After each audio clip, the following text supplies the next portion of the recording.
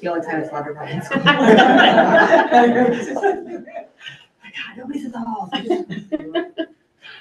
Doesn't count. My children take scooters in my school and they just start going through it. I'm like, And that's right. those are the spoils. Have you seen online a school bought bumper cars? So,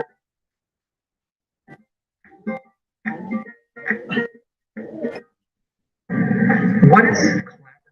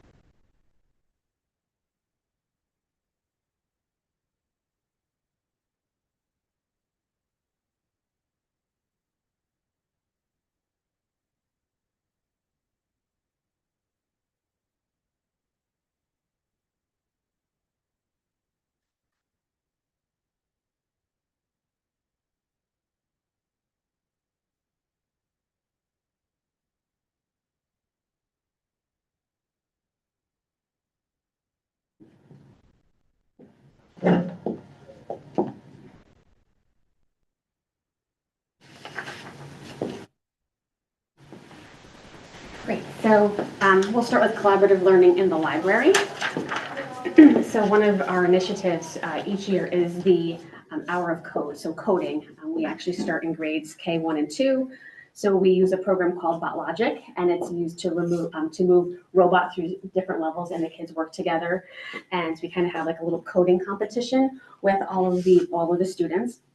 So again, it's paired programming to solve various problems. So our librarian tackles that each year, and the kids absolutely enjoy it. So here's just a picture of them working collaboratively to move the robot through the actual coding. And then we do have some winners who, in fact, win a little trophy. So here are our first, second, and third grade winning pairs. And then collaborative learning in the music room. So there is a little video as well. So our second grade students are taught a partner dance called Sasha, which is a Russian folk dance. They actually listen to the piece of music. They watch a video of students doing the dance. They turn and talk about what they noticed during the dance. They discuss about what it is to be a good partner and what each group member needs to do for the group partner dance to be successful. So if we, it will bring us to a video of the students dancing the Sasha.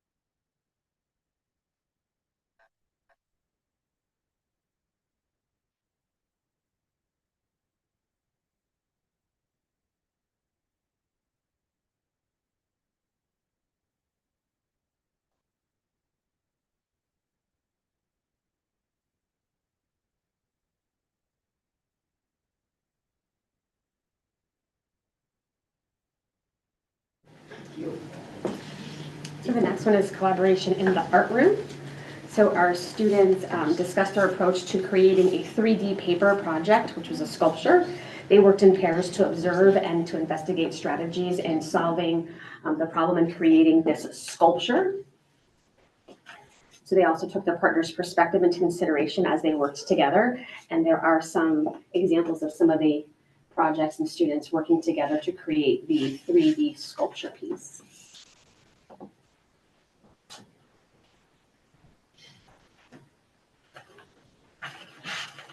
Getting those projects home in one piece is another story. I don't know if they actually came home as a 3D project anymore, but they did a really nice job with that. The next one is our kindergarten collaborative learner lesson. Again, collaboration is happening consistently every day, all the time, and basically every lesson that is taught.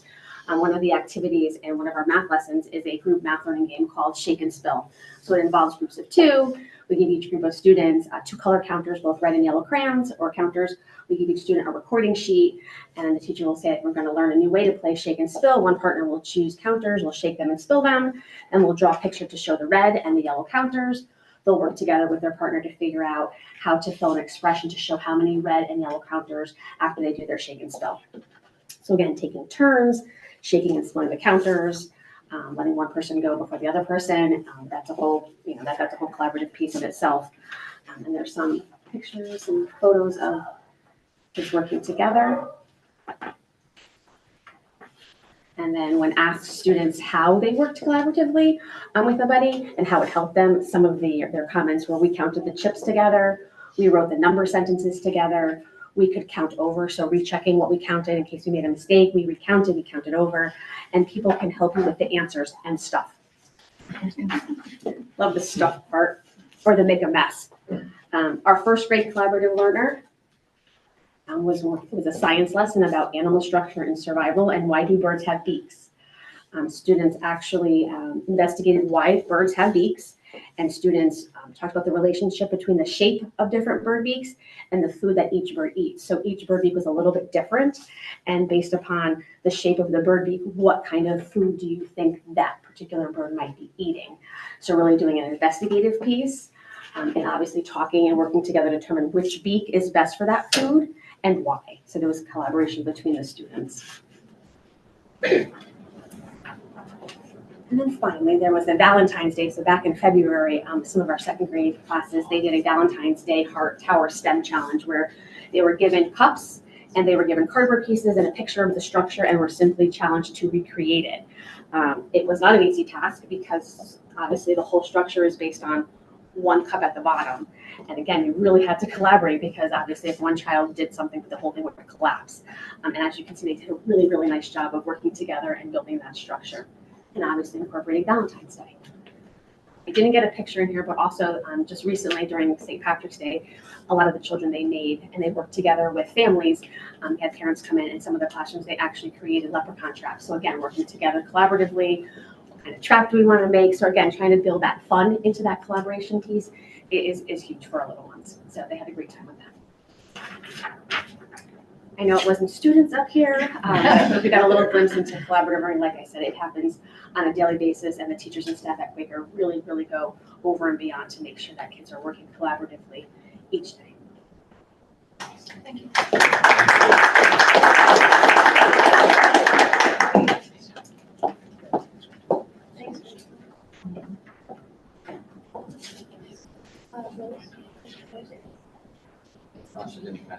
Does anybody on board have any questions for? Go to the mid-year report.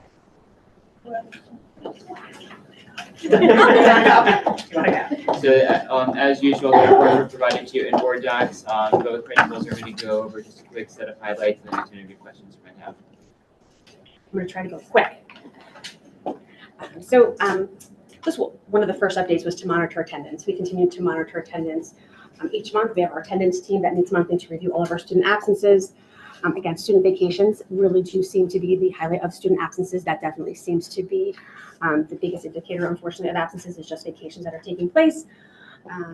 We do send out letters, we make phone calls, we have parent meetings, PPTs as necessary, but it does meet every month. In regards to our math, we've reviewed our math pacing guides and assessment calendars. They continue to be revised and updated as necessary. Our math coach continues to work with each classroom teacher on a weekly basis while also pulling both small group for either enrichment or for additional skill practice. We have our data and curriculum review meetings are held with each grade level to review all student progress, tiered interventions, and to inform instruction. Our SRBI meetings continue to be held every Friday to review and discuss student progress in areas of reading, math, social emotional well-being, and those students are continuing to be reviewed every 6 to 8 weeks. As noted, our iReady math scores due our fall to winter, our percent mastery has increased, which is a great indicator that students are grasping the math concepts that are certainly being taught. In regards to ELA and HMH, we've had professional learning on universal design for learning. We've had PD on the science of reading, which I would actually just like to read a comment at the very end about our PD that we just had on Friday. I just had a wonderful comment that I just wanted to share with all of you. We've had some PD on illustrative math and HMH during our staff meetings and our professional development days.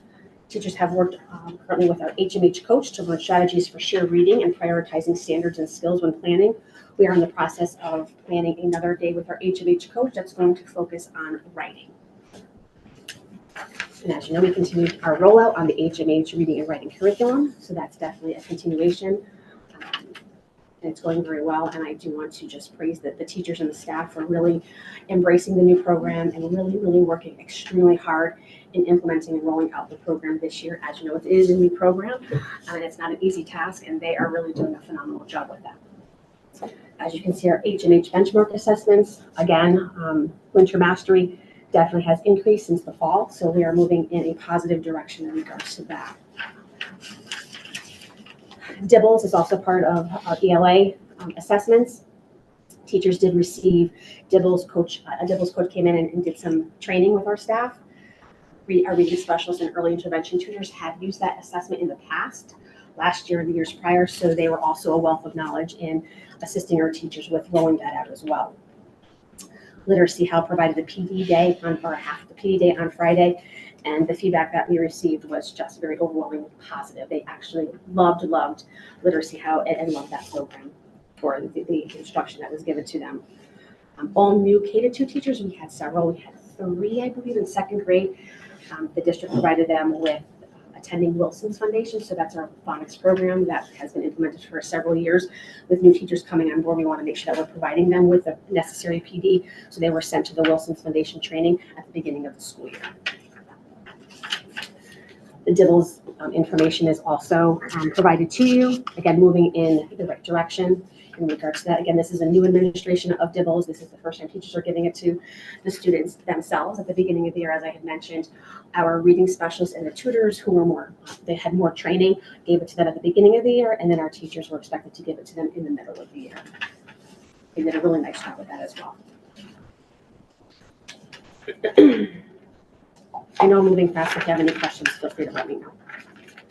In regards to attributes of a graduate, they are incorporated into our daily lessons. As you can see with the board presentations, they are being really keyed into on every lesson, every activity that we're doing. They're incorporated into our learning targets, into our success criteria on a daily basis. Our literacy plan, we do meet monthly with our literacy district team. We do have a school-based team as well. Science of reading walkthroughs were completed with the team and our coach. The school-based literacy team does meet to discuss and review any data that might be coming through and discuss ways that we can improve our HMH curriculum, anything dealing with the literacy component. Grade level teams do take place. We're working on curriculum, so 4 teachers have already signed up to participate in the math curriculum writing, so that's obviously where we're getting started with that. Staff have met with our curriculum director, Eric, to review the curriculum writing process and discuss the new district curriculum template. So he did come to one of our staff meetings in regards to discussing that and rolling that out with the staff. In regards to communication, the SMORE weekly newsletter goes out every Friday. Parents, that's where all their information, it's a one-stop shop. So if you need anything, all of that information is listed there every Friday. I try to include a lot of classroom pictures and teacher activities because as a parent myself, I want to like look through the newsletter and want to see if my daughter's in one of those pictures. So even though she's in 8th grade, would probably be really mad if her picture was in there. So I know that parents, especially at this level, they want to see if their child is being highlighted. So again, I have teachers that so kindly send me some information from their classrooms on things that they're doing weekly. I do send it to all of you, so I hope you had a chance to look. I hope you have a chance to look through it on Friday as well. Gives you a little glimpse into what we actually do at Quaker. And parents do seem to really enjoy it. A district code of conduct matrix and behavior plan, that's obviously something that we implemented this year as well. There are major and minor write-ups that are now filtered through PowerSchool, which is much easier. It kind of eliminates any paper trails or paper all over the place. It's all in PowerSchool, so it kind of just follows the child in case if they are written up for whatever reason. It's all trackable. So if, I sent over Amy some of my second graders if she has any concerns. All the information is right there on various behavioral situations that might have happened throughout their years at Quaker. Our STAR assemblies are very effective. The kids absolutely love them. We do showcase classes and students, so this way every child at Quaker has a chance to get up and perform or talk or sing or do something in front of a group of people. And I think speaking in front of a large group of people is so necessary, and if we can begin that at the early age, by the time they get to Amy in 4th grade, they're up here and they're speaking so eloquently and beautifully. So it's really nice, and the parents are invited, so the parents get to come in and see their child being highlighted, and then we recognize STAR behavior. So I typically will call up 10 students that showed kindness, or 10 students that tried their best, 10 students that acted safely throughout the month, 10 students that respect others. So all students are being highlighted in some way. Any questions? Yes. Question. So Sure. is I-rated one where you take the test in the fall, which was really everything for that grade, you can expect them to be proficient? Is that the one that kind of, you know what I mean? Yes. By the end of the year, you hope you've got everything Yes. covered? Yes. Yes. So contrast it with Dibbles. Is Dibbles a point in time? Yes. Or is it the same thing? Point in time. So it's not building, in other words. So when you look at, you I know would what say I it's mean? more of a point in time. Yeah, it has a beginning Yeah. of year expectation. Correct. And then a middle year of Okay. expectation. And And then I there's already throws everything at them. Yes. Best they can do. It's like, of course, you're not at correct. second grade level Correct. yet. It's the first month, Yes. right? Yes. But Dibbles is traditional. Right in time. Yes. And I just wanted to thank the staff too, and to thank all of you for your support. We can't do what we do every day without your support, and I can't do what I do without all of the teacher and the staff support at Quaker, which is they're rocking it. They're really trying their best, and I know things can be difficult at times, but they're putting their full heart in what they do each and every day, and it's very much appreciated. And I know I mentioned I just had one comment about the Fridays PD, which was really outstanding. And I just, as I read this, I said, I really do need to share this. And it's from one of my classroom teachers. And it said, I wanted to share with all of you that the training from Literacy How on Friday was probably the most important and impactful training I've done since coming to Oxford. It was on point and applicable to everyday teaching. Also, it answered a few of our burning questions as we transition to science of reading classrooms. I'm sharing a whole group lesson plan that I came up with that I'm going to try to run over the next few weeks during my literacy time. It included the recommendations from Angela the trainer and input from my prior experience with Literacy How. I thought you might want to look at it, as I know there are ongoing discussions with literacy curriculum in the district. Again, this is my interpretation for the kindergarten level. After I tried it a few times, I'll send a follow-up to let you know how it all went. Also, this plan does not include my intervention time. I do that during morning work during iReady. So again, I just thought that was a really powerful statement that the teacher was given PD that was really beneficial to not only her, to others, and that she went back, she created a lesson plan that she's going to now roll out in her classroom. So again, I appreciate all of your support with getting that PD in, because it was very beneficial. Thank you.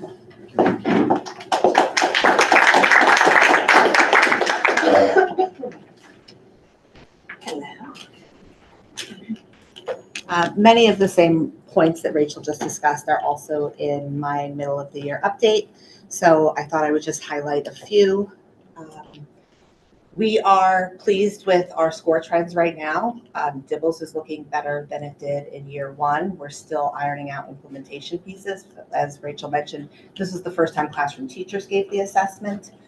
Dibbles is a little bit of a complex assessment because it's meant to be a screener. It's meant to tell you if there's a problem. So it's risk level. A kid is either at very little risk, some risk, or a lot of risk. But it doesn't tell you exactly where that risk falls.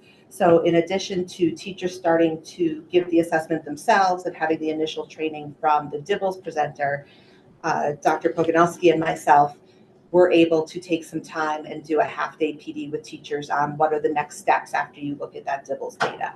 And so now they're able to pull diagnostic assessments like a quick phonics screener or a phonemic phonological awareness screener and really pinpoint the exact places where kids have gaps and attack those gaps. So it's a new assessment for us, and it's going to be an ongoing process to help teachers really learn how to use it to our best advantage, because it is a rolling benchmark. You're supposed to read more words correctly by the end of 4th grade than you did at the beginning of the year. So it's a moving target that the teachers have to keep hitting. But we are pleased with that.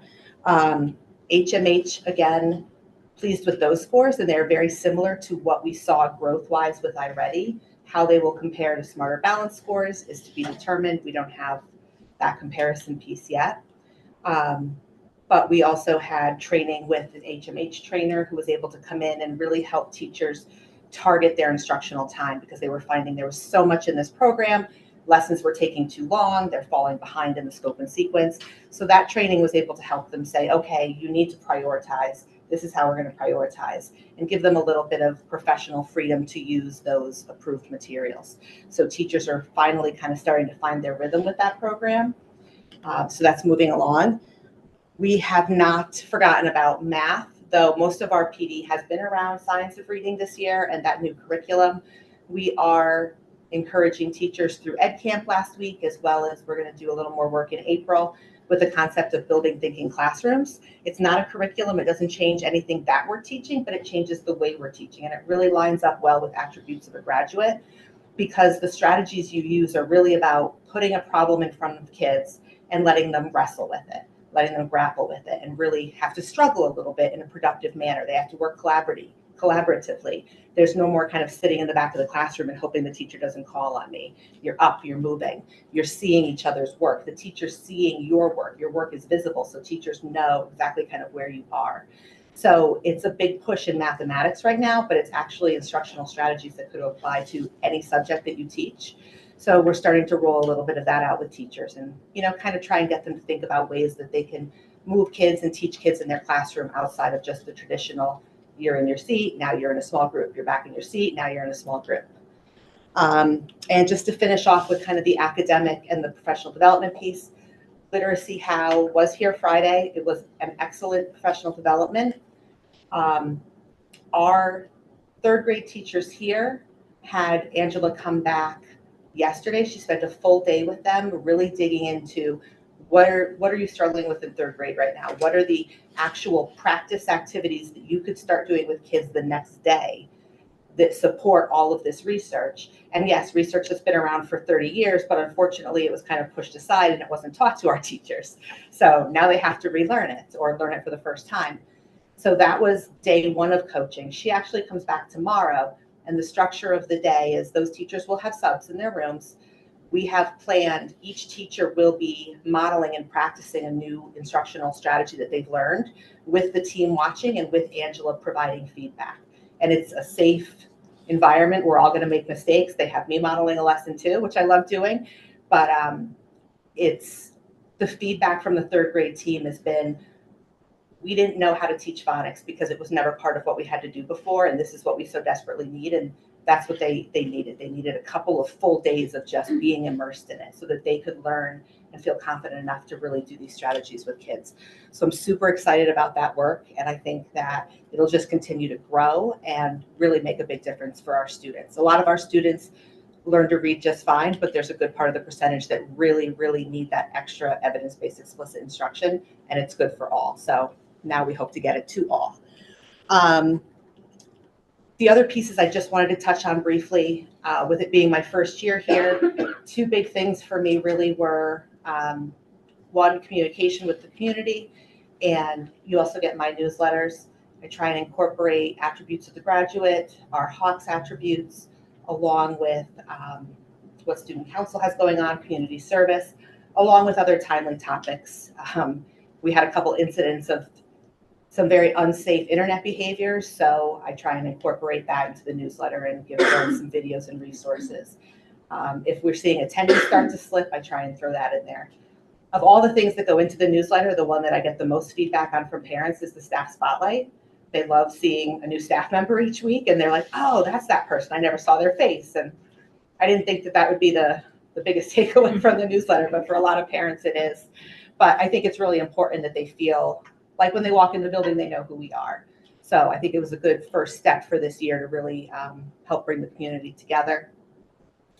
And as far as our school community, we did have the staff survey. We met as a staff afterwards. And really the big thing that kind of came out of it for our staff at GOES was wanting to be a part of change process and wanting to feel like they had some say in that, some control, some that they were being heard. So we've worked a lot on that this year. We formed a few extra committees, new committees, because there are changes that need to be made. We're already working on a new schedule for next year that will incorporate intervention time for every grade level, every teacher, and allow push-in support with our tutors or our specialists. So we have a team working on that. We have a team working to revitalize our PBIS and our SEL. That's where our new Golden Awards and our Hawk Awards came out of. And we also have our school-based literacy team, which is really seeking information from their colleagues in a safe way, saying, all right, tell me which areas you're most scared to teach right now. Like, let's figure out what the PD plan is going forward. So I believe, my hope is that staff morale is improving and they feel like they really are a part of the process. They're being heard, their opinions matter, and that together we're making these changes. So it's been a pretty positive vibe around here, kids and staff, and I hope to just keep improving that.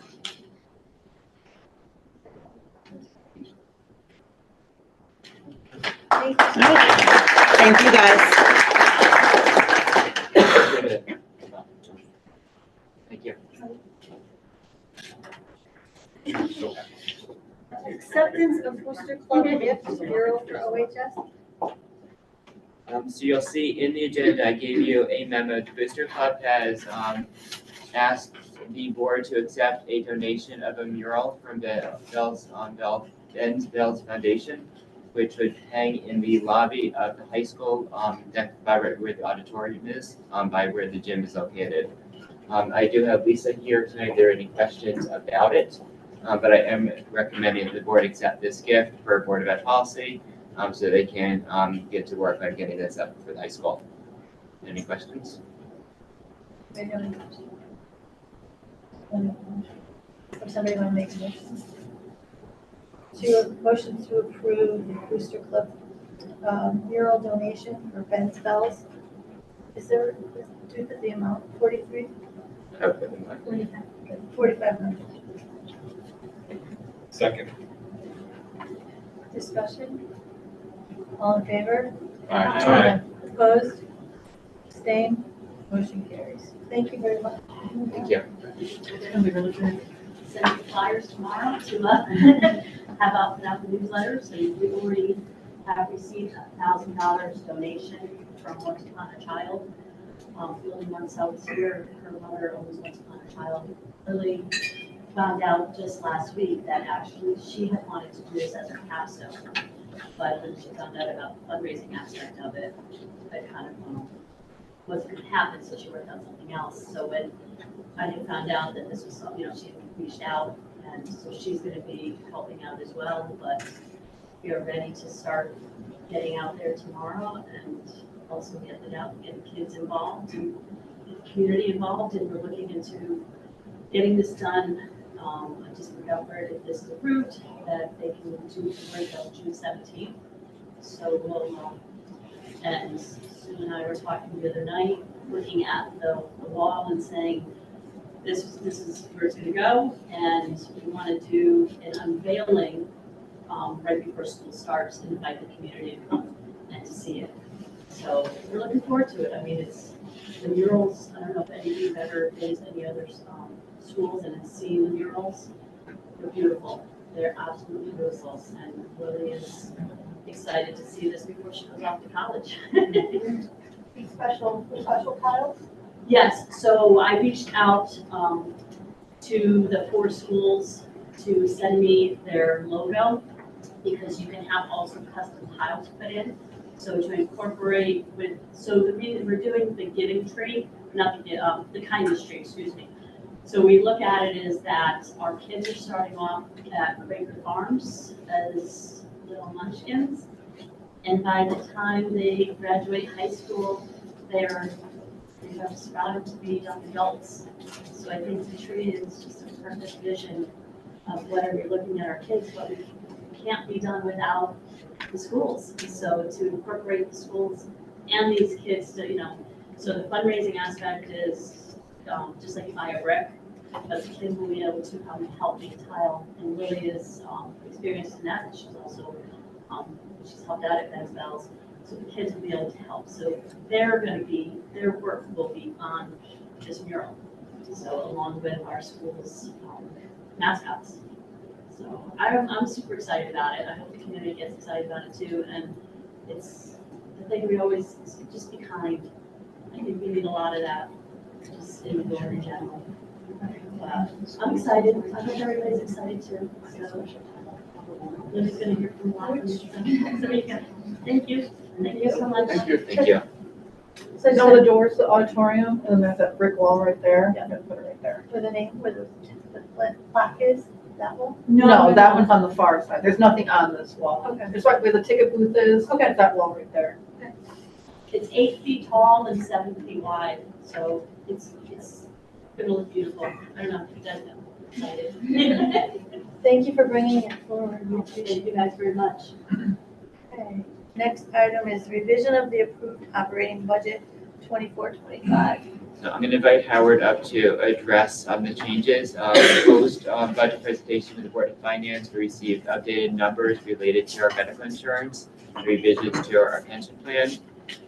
And there are changes that bring our budget down. So we're asking the Board of Education to re-vote tonight with the new budget numbers, which Howard's going to go over.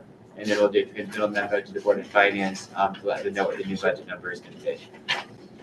This is a good story to share based upon the new information. And the important thing is this, most years you budget with initial numbers based upon initial recommendations from your insurance broker, but that's well before the actual numbers are available and are ready to actually be included. In fact, as you go through the process, the numbers don't actually get finalized until late April, beginning of May at the earliest. So those are initial projections. So most cases, we end up with adjustments as you go through the process.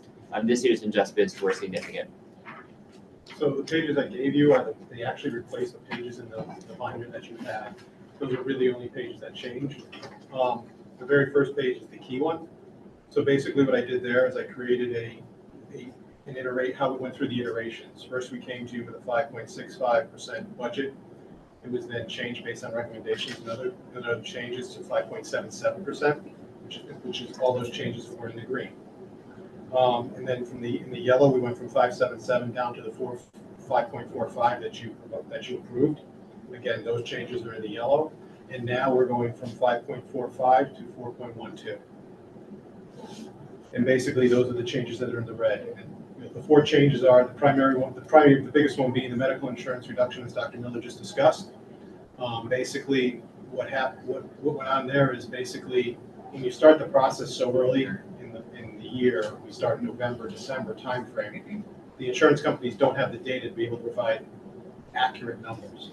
And so what ends up happening, they wait for claims to come in and they watch how your claims are coming in. And then what ends up happening is they come in March about now, and they can actually hone in on what that number is going to be for the year. Part of the issue with what's happening too is that the teachers have accepted and are moving to a high deductible health plan this coming year, starting in September. That's going to lower our costs. And so they have to blend that together with the remaining other unions that are staying on the current plan unless we get them negotiated in. So again, right now, this still could be, if we get the other unions negotiated to a high deductible health plan, this number will still go down even further because it's a large savings from the current plan that we're on. And so that was $341,417. The pension increase, again, a number. I was just, so that's a locked in for the year, and can it, if a surprise go up, or? No, No? The only way it can go down, that's the number. It can only go down? It can only go down from here if we get more people on the high deductible. Just you had said it could go down for the other bargaining groups, but it's not gonna go down as significantly as. No, because they're such teachers smaller make up groups. 2/3 of the group. You only got a third, right? So you're, exactly, so it's a much smaller number, but it could go down. But this is a good number for now and for budget purposes that we're moving forward. The pension, again, when we started this out, and I talked to Jim Geneva at the town, he said use the number that was used this year, 19.7% of a person's salary if they're participating in the municipal employees pension, which is none of the teachers, it's just everyone else. And basically that number came in, and again, all these documents are in that back section showing you where these numbers came from, just the backup. And so the state sent us the letter, which we just got recently, and it's going down, the number is 16.68%. So the 19.7 down to the 16.7 is that $133,000 difference in salaries. And then dental insurance is going the opposite way. It actually, you'll see the email in there from Brown & Brown. They talked about how it's going up to, right now, Cigna is quoting 18% increase. We only had a 5% increase. That's what they initially told us. And they said they're going to try and negotiate that down to 10% is what they're targeting right now. So that's the number we put in. And then the final increase, there's the $13,000, and that's an error on my part. Mr. Kozak caught the error in the numbers. When we initially were looking to increase the COO's salary, we put it to $100,000. Then we did the analysis and saw that 113 was the correct number, and I failed to go back and actually change it to 113, so it was a $13,000 increase. So those are the four changes that take it from 5.45% down to 4.12%. Questions? So we're asking the board tonight to re-vote on the budget, and then we'll send a memo to the Board of Finance. We've already given Jack Kelly a heads up that this is coming, so that they're aware that they will receive a revised budget for them to begin working with. So what's the actual number? These are the percentages, but what's the increase? Or how much are we asking for? The actual increase, we were asking for $1,400,793. It's on, yeah, it's at the top of the second page. Oh. And Howard's gone through and updated the rest of the budget book. The rest of the too. budget, right, I think that's linked into there. They have a link to. It's on board docs. It's on board docs. Yes. So the full book is in there. I just gave you these pages tonight as the key ones that changed. And so what will happen is I will then, after this evening, give Jim the updated copy, so it'll go onto the website, and we'll start communicating out to the parents and the general community through social media tomorrow, their revised budget. Does anybody have any other questions? I'd like to make a motion to accept the revised operating budget for the fiscal year 2025 for a delta percentage of 4.12%, or a total budget amount requested $35,373,421. Second. Discussion? All in favor? Aye. Opposed? Abstained? Motion carries. Thank you all for hard work with that. Thank you. Thanks, Howard. Dr. Miller? Okay, so some updates for you this evening. First of all, we have our next student performance coming up next week. The Co's musical will be taking place on April 4th and 5th. There'll be 2 showings each day, 9:30 in the morning and 6:30 in the evening. The 9:30 showing is typically for the students from the school, and the evening is for parents in the community that might want to come. It's $8 online and $10 at the store, and they are performing Imagine a Dragon.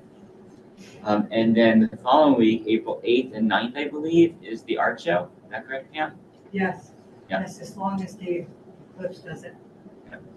That's in the evening, starting at 6 p.m. Damper on it. Starting at 6 Everybody was worried. Yeah. They go, no, we're not gonna be able to have it. I go, of course it's at night, so, Start at 6 p.m., correct? yes, Yeah, right. 6 Okay. to 8. It was a hit last year, and I encourage board members to attend this year again. In the general community, the students do wonderful artwork, and it's a wonderful way to see student artwork, elementary school through high school. You can see the whole gamut. And we have extraordinary students in all of the schools. So you have to, I must say, fills the entire gym at high school.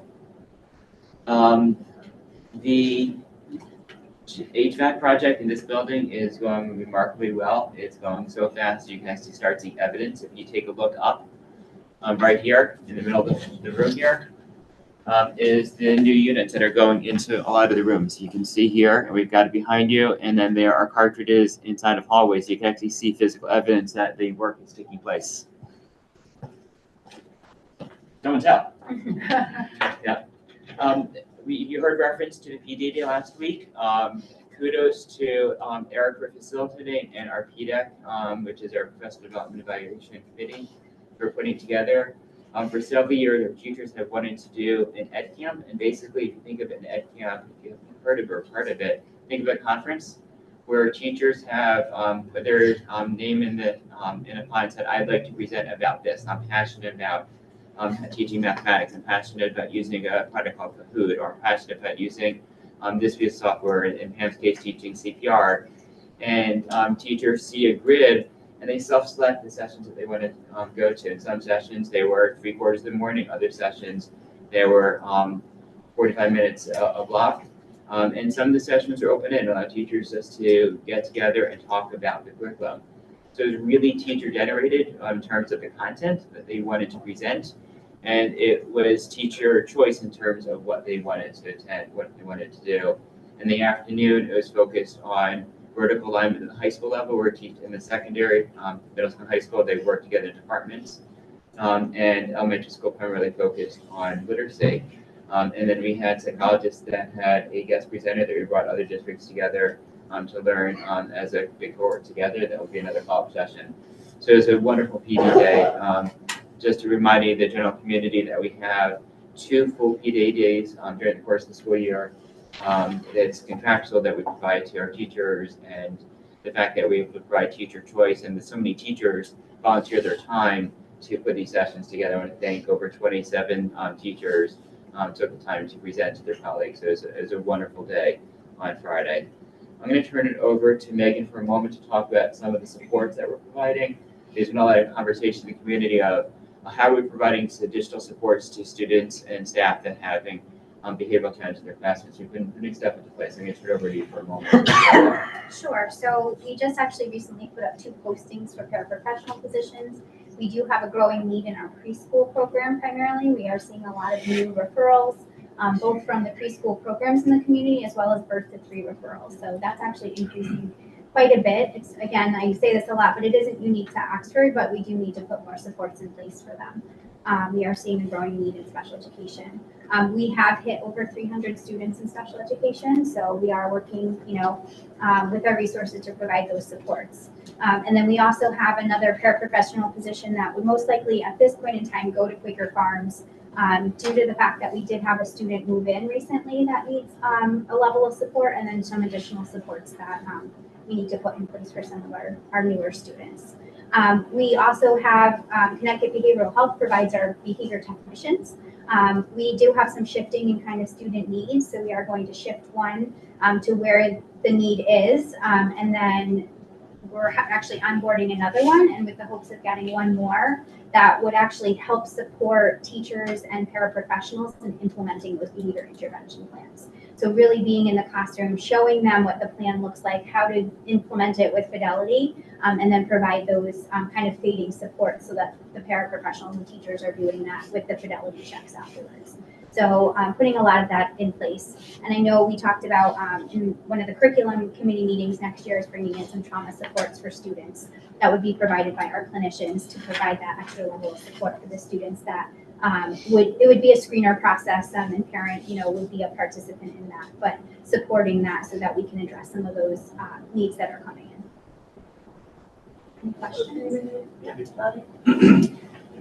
Did you just say there are 300 children in the district that are special education Correct. students? How many total students do we have? Just under 1,700.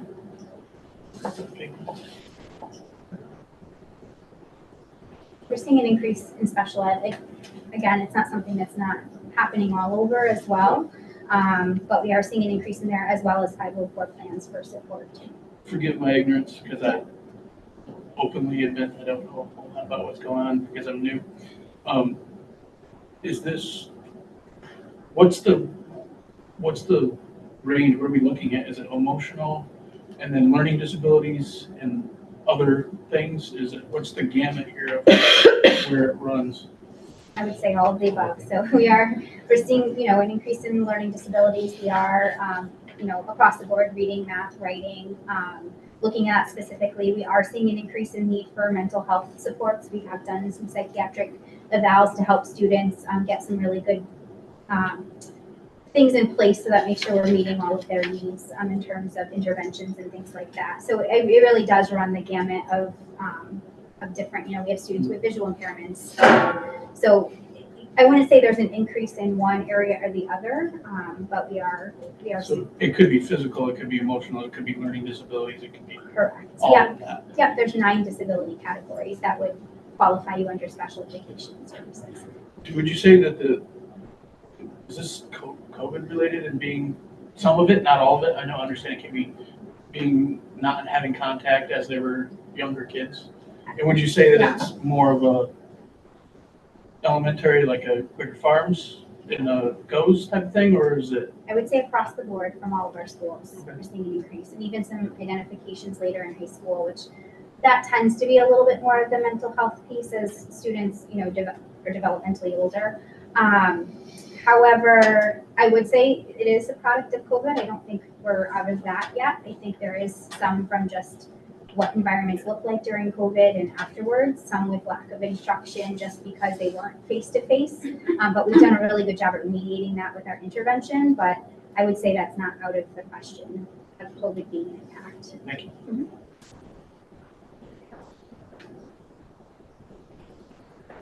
A couple of world language updates. We had mentioned at our last meeting that we had a world language teacher that's out at the middle school, and that we had acquired subscription to Rosetta Stone for the students. The students have all their own accounts been created, and the long-term sub teacher was trained last Thursday, I believe it was. So the student should be at this point beginning to get on the system, and any student that's on it now will continue to have access during the summertime beyond the school year as well. And all the students in both the Spanish classes from both teachers will have access to Rosetta Stone. So that was in support, additional support, since we had such a lag in instruction in that area. Also in world language, on April 2nd at 6 p.m. is the World Language Honor Society induction ceremony at high school. Board members, you're welcome to attend if you'd like to. I will certainly be there to support the students and the staff there. The question that probably is on everyone's mind that has not been asked yet is April 8th, the solar eclipse. I kind of teased that out on my newsletter last week. I'm going to read a statement that came in from the State Department of Education. There's a memo that was released to all the superintendents last Thursday. In that memo, it stated, since there will not be a total solar eclipse occurring in Connecticut, there is no safe time to view the event without specialized glasses or filters. Viewing any part of the bright sun, even through a camera lens, binoculars, or telescope, without a special purpose solar filter secured over the front of the optics, will instantly cause severe eye injury. That last sentence will instantly cause severe eye injury. It gives me severe pause. I am concerned for the safety of our youngest children. We can tell children, don't look up at the sun. What are they going to do? They're going to look up at the sun for a moment. If this sentence is correct, instantly pause. They just look up for 2 seconds. Now we permanently impair their eye. They're not going to go blind, but they'll permanently be impaired from a visual standpoint. Our youngest kids, middle school and elementary schools, go home during the time of this eclipse. From 2:15 to 4:37 is the time range of this eclipse. Connecticut is due for 90%, which means it's not a full event. It's going to look outside like it's dusk. But looking up at the sun, you're going to see a small portion of the sun emerging around it. You looking at it any moment is what's going to cause that permanent eye damage. So there are school districts that I know that are purchasing sunglasses for the kids. But I cannot guarantee that a kindergarten kid or first grade student or even a third grade student is going to wear that sunglasses properly. I can take the kids outside and instruct them to wear it, but I can't guarantee that they're going to do it properly. You can give the sunglasses to kids and say, wear it going to the bus, and wear it on the bus, and wear it from your bus into your house. But I can't guarantee that they're going to wear it properly or even keep it on. So to me, my primary concern, and I say this every day, is the safety of our students and the safety of our staff.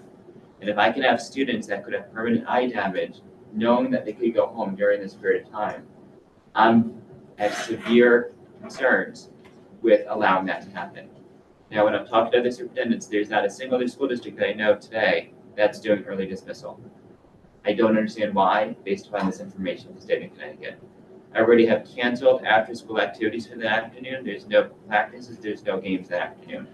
So during this window of time, I've already had to instruct the athletic department and administrators. There are no games and no practices in the afternoon during this block of time.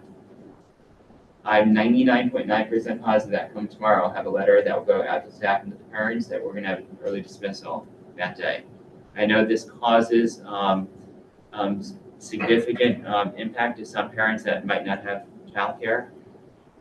The flip side is it could snow tomorrow afternoon and I can have an early dismissal that's unplanned and I'm sending kids home, and parents do need to adjust. I know this is not something that's planned on the calendar, but none of us were looking at a solar eclipse when we built the calendar a year ago.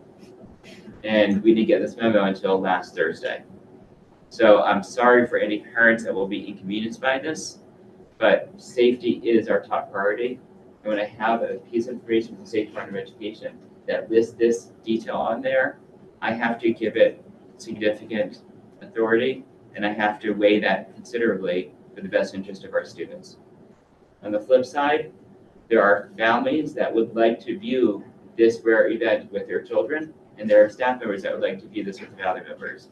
During an early release gives this opportunity for families to view this on their own as they see fit with the safety precautions that they have put into place, and allow families to make a personal decision on how they would like to do so. And I would love students to be engaged in this, but at the safety and the supervision of their own families with parents. So that's kind of where I'm at right now. As I said, I'm 99.9% positive that come tomorrow, that letter will go out. As I said, I did tease this out in my newsletter to families and staff last Friday. I got one email from one parent that stated that they were concerned that there was an early release this late in the game. They didn't have a louder notification plan for it. I did communicate this to the PTO on Thursday's meeting last week, and it was unanimous. All the parents there were about 25 people in the room, that we should have an early dismissal, that this is what we should do across the district. So I have to weigh that as a piece of evidence that parents also would suggest, that, at least from the younger groups, younger kids, this is something that's wise to do. Anybody have any questions about that? Do you plan on making it to high school all the way down, or? Yes. Okay. And what's the plan for the art show? It starts at 6. You're canceling after school. Cancel after school activities during that period of time. So if the art show is set up early in the day, the students can get there at 6 o'clock, and it's after the. Right, yeah, we would just stay, Bethany and I would just stay to set up, because we used to set up all that afternoon. Just want to make sure So you're I okay. don't know, we'll talk to the other art teachers, what their plans are. I foresee no problem, because we're usually there setting up inside the gym, There's no windows there. right? Right. Well, we aren't gonna be looking up anyway. You know, I was just wondering, are all the kids off the buses by the time that they're going? Yes, if we do an early release, then Even the little kids, elementary because that's what I worry about, Right. because, it's 12:30. The kids would get out. So at the latest, they'd be at the home. Even if there was a roadblock, it's by 2 o'clock at the latest. Bobby? Just curious again, how does it affect the end of the school with the extended time? As long as they're in school, we're happy.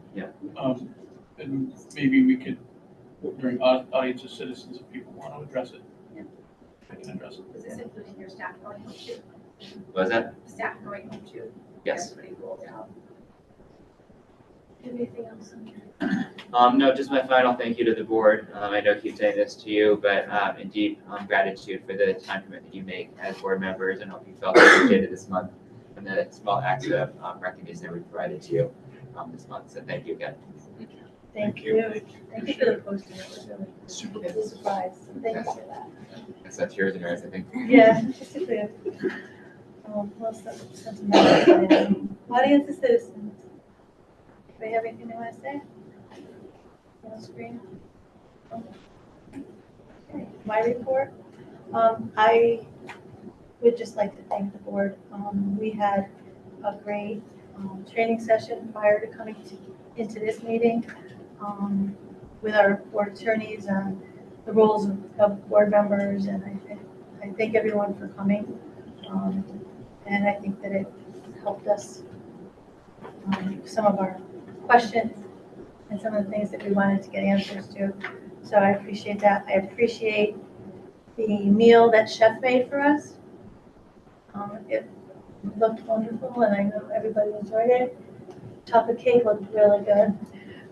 So I would like to really thank them on behalf of our board for bringing us such great food, and I love having the fact that the kids come and help cook that. So I enjoyed having the kids come tonight and be part of our board meeting, so I hope we can see that more often.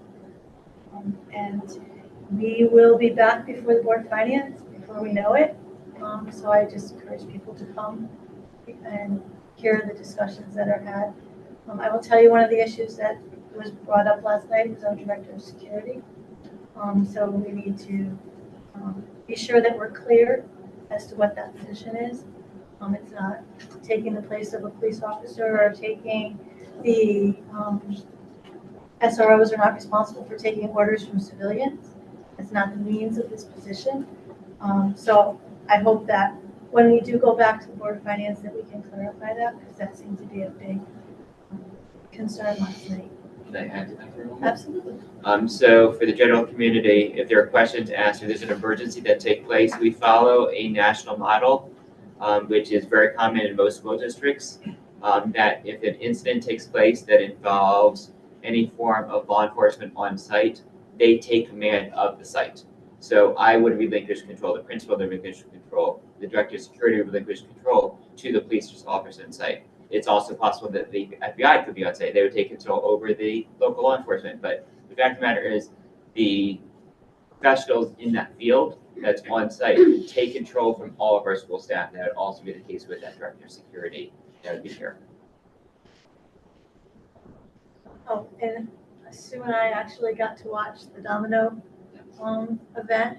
Let me tell you, there was so much energy in this building from the parents, the volunteers, the kids. I don't know how they didn't knock over those boxes. They jumped over them. They were all ready.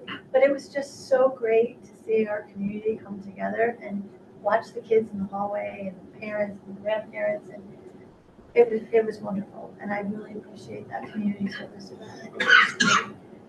And if we can do more of those things, let's do them. It was wonderful. Subcommittees, facilities. Mike, you're done talking. Yeah, call me now. Our next facility meeting will be tomorrow. We have I'd say a packed agenda. We're gonna have two guests. We're gonna have Joe Stockbold, the athletic director, and Karen I'm Nasariak. not sure if she's going to attend. Well, we're going to put in attend, but maybe she says that. Well, she's invited. Yes.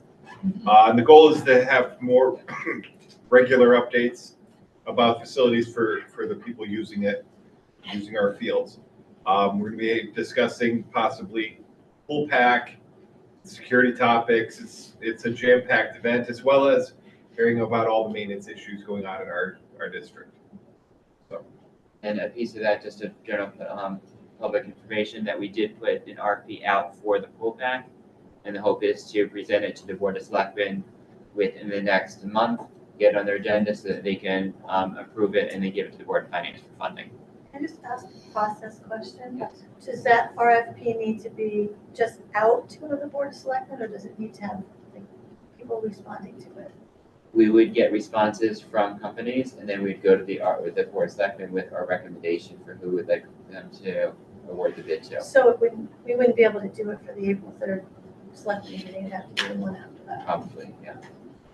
I know we want to move on it. Right, and then how quickly they get looked at this on their agenda. Curriculum meeting will be the Monday before the next board meeting. So nothing since the last time. There's the rest. Policy, Nicole? Okay, we have 7 policies down for second read. If you want a brief synopsis of each of them. Rob, can you talk about the weighted grading in honors classes? This primarily relates to the state of Connecticut procedure of allowing students to get into the colleges in the state of Connecticut, and it creates a weighted system that's uniform across all the Connecticut schools. So there's uniformity in how they are assessing students' grades, essentially. So there would be two grade systems. One, there would be an Oxford grading system, and then there would be the uniform one that students could get and send to the local Connecticut schools. Okay. The next policy we have is to improve completion rates for FAFSA. We already have one of these policies on the books, but now there's a new graduation requirement that the kids have to learn how to fill these out. So we've updated the policy to reflect that. After that, we have graduation requirements, and again, filling out the FAFSA is one of the new requirements. There's also things about financial literacy and whatnot. And we do need to fill in the table in there where the graduation requirements actually are. That's not. Okay. And then next we have administration of student medications in schools. This mainly applies to Narcan and where we store it and how it's available. Next we have the increasing educator diversity plan. We had a lively discussion about that last time. Can't wait to do that again. You might choose not to adopt this policy. Right. And then we have FMLA, which we really can't tinker with. We need to stick to the letter of the law. And then lastly, employment and student teacher checks. Just how we do the background checks and what we include in it. Do you want to do each one and then do discussion if anybody has Yeah. questions? So we'll start with the first one, weighted grading in honors classes. Does anybody have any questions or concerns? Okay, so then I would move to accept the policy as written. Is there a second? Any discussion? No? All in favor? Aye. Opposed? Abstained? Motion carried. All right, next one is improved completion of FAFSA rates. I would move that we accept the policy as written. Second. Any discussion? And just to clarify, that's coming from the state, like we have no control over that. Right. So are we actually saying, I think financial literacy is great and everyone should have it, but we're saying if someone doesn't fill out an application, financial application, you will hold them back from graduating. Is that what we're saying? No, there's a process if they don't complete it that the school district can submit it on their behalf, and there's a criteria in there if you're not going to submit it at all, what else you can do. So there's little different parameters in there. But it's become a statewide requirement to have all students do it. And what's the state for again? Forgot. It's application for federal student aid. Yeah. So even if someone has no ambition of ever going to college and getting student aid, they still won't get it. the state's ridiculous. I'll just say it in public. You can complete a waiver instead. Yeah, there's a waiver. There's a waiving process. Yeah, but more paperwork and red tape, just so you can. Right. And there's a recognition that some students just are not able to do so, and there's a way for the school district to do it on their behalf. Not the word the school can do it on their behalf. Yes. No, fill out the form or the waiver? waiver. Oh. You get the Yeah. fake. We don't have that information. Here's your info. Yeah. Because a lot of it's done by parents too. Well, most of the parents, they are.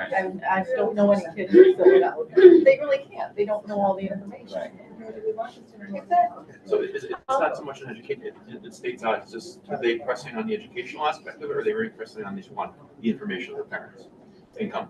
I think they're really trying to get to the inner cities to make sure that all inner city students have an opportunity to get financial aid. And they've made it uniform across the state. It is a complicated process and it's an access piece to it to get more people to try and fill it out. They're trying to blow up. So it's a mess. Yes. All in Talk about not favor? getting money this year. Aye. Opposed? Abstained? Motion carries. Next, we have graduation requirements. I move that we accept the policy as written. For a second? Second. Discussion? All in favor? Aye. Opposed? Abstained? Motion carries. Administration of medications. I move that we accept the policy as written. Second. Discussion? All in favor? Aye. Opposed? Abstained? Motion carries. Increasing educator diversity plan. I think we should at least vote on it, right? Or we know it's done. think We voted. We voted down last You year. voted down the voted down. plan, not the policy, Plan, so but this policy. is down to the Policy. second read, you probably need to vote down the policy now. I will let you know that I have informed the State Department of Education. They have referred it to their attorneys as to any recourse they might do next on, I don't know what the next step is, but Well, we we'll can find always out. put it back on the agenda You're if we have to. Yes. Why don't we table this until we find out what that is? Is there a time crunch or? They did, it is actually, the due was, last week, and we had an extension through April 15th. My hope is that they give us information before April 9th. If we need to re-vote again, we'd be able to do it at the next meeting. Still no. Why don't we table it? All right, so we'll roll it over to the next meeting then, if you can remember to put that on the Yep. policy, Okay. on the agenda, please. All right, so table. Next is FMLA. I move that we accept the policy as written. Second. Any discussion? All in favor? Aye. Opposed? Abstained? Motion carries. And lastly, employment and student teacher checks. I move that we accept the policy as written. Second. Any discussion? All in favor? Aye. Opposed? Abstained? Motion carries. Thank you very much. Steve, Diane? Yeah, we met today for our monthly meeting, or sometimes more than monthly. The packet is up on the board docs. That's Howard's standard packet. He does a great job. It opens up with the executive summary, which is pretty self-explanatory. Couple takeaways. We've got 18.5. It's 12.6. We got 31.1 encumbered or spent, leaving us about $2.9 million still. It's in transition. We talked about essential activities balances a little bit and how there's some opportunity to do some things within the district to improve conditions in certain fields, for example, or potentially provide some assistance with the school bucks, fees for school bucks that parents are charged every time they fill the card up. So we're just throwing around ideas at this point. There's nothing concrete, nothing to motion on or approved. We also discussed February transfers, which, as you know from last month, we have a board policy that says we reallocate budget line items, get them back to a positive balance. We did go through that page. There's about, I think, 36 line items. We're going to need to make a motion again. This is standard for us, and it helps with transparency and forecasting our position with the budget. We'll get to that in a moment. And then we did a quick review of personnel and some open jobs. We've had some coaches hired, et cetera. It's in the document. And we still have some open roles that are also listed in the personnel section of our packet. So we need to motion to approve the February budget line item reallocations as presented by the district finance manager schedule. Is there a second? Second. Any discussion? It's one page. It's page 7 in the finance packets on board docs and the finance committee. And again, the header at the top is standard boilerplate for us where it describes what it is and the need for it that aligns with the policy. All in favor? Aye. Opposed? Abstained? Motion carries. Just as we're talking about finance, we are looking for people to come to the Board of Finance meetings. So the first one is April 22nd. We are working with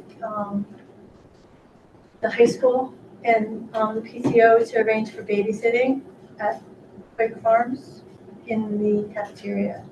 So parents can come in, they have their voices heard in the gymnasium, and then the kids will be in the cafeteria. So we're working with them to do that. And as well on May 6th for the referendum. The town meeting, I'm sorry.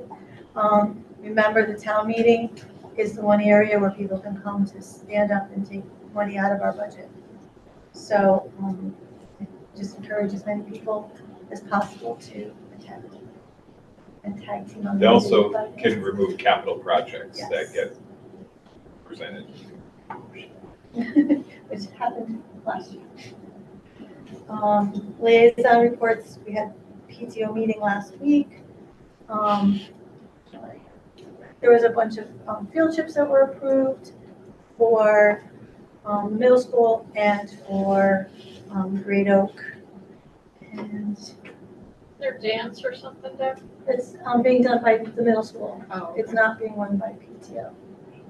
That's the other day, but student appreciation. For grade up, middle school doing it on Monday. That's pretty much what we talked about. I know both the PTO and the Booster Club are planning for Teacher Appreciation Week in May. I think the PTO is doing field, pizza truck. Pizza truck. We're doing taco. Yeah, we're doing a taco truck. Teachers love both of them. Do you have anything for Booster?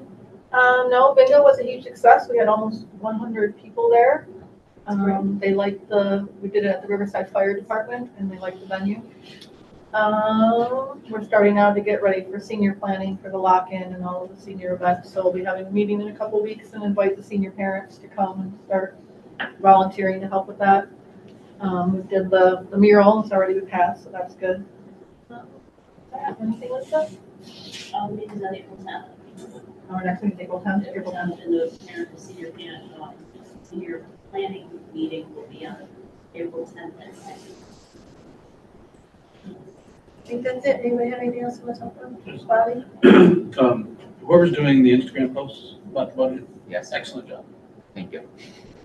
That's very informative. I think it's very simple. People can understand it. Good job. Are we going to do that for the issue we had last night with the Oxford PNA not much liking our director? In fact, today's post was about that. Okay, I didn't see What it. I'm trying to do is I'm trying to monitor social media and hear from parents what discussion is out there and trying to have social media posts about that. I'm trying to do one social media post per day about the budget. For tomorrow and Thursday, I'll be focusing around the changes to the budget from tonight. The goals of the budget process is to have one piece of information out there that's bite-sized, easy to digest, a graphic that makes sense, and that can be reposted elsewhere, and just a budget fact that's just easy to be repeated, just continued information, not too much information, just enough that people can understand and reshare and talk about it. Thank you. And if you need someone to speak at Board of Finance about what we want the Director of Security to be, Please. more than happy to. Thank you. Yeah. There's one thing I forgot to do earlier on in the meeting, and I apologize to board members, but I did want us to take a moment of silence. Mr. Haliva's wife passed. He's our town finance director, and I would just like to take a moment to acknowledge that passing.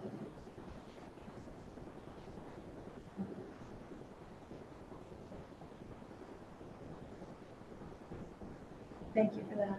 Mr. Haliva's been very helpful with us with the board, and it's a great loss to his family. So thank you for allowing that. Have a motion to adjourn. Motion to adjourn. Any discussion? All in favor?